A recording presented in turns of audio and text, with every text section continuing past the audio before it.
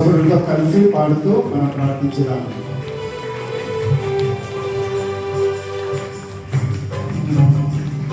వివాహమన్నది పవిత్రమైనది, కరుణైన దేవుడు ఏర్పరచినది. చప్పట్లు కొట్టాలి. వివాహమన్నది పవిత్రమైనది, కరుణైన దేవుడు ఏర్పరచినది.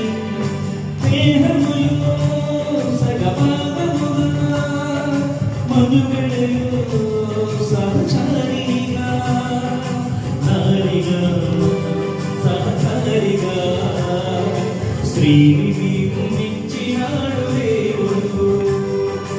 ఒంటరిగా ఉండరాదని చెంతగా ఉన్న వీలని, ఒంటరిగా ఉండరాదని చెంతగా ఉన్న వీలని, శిరసుగా నిలవాలని పురుషుని నిర్మించినాడు దేవుడు.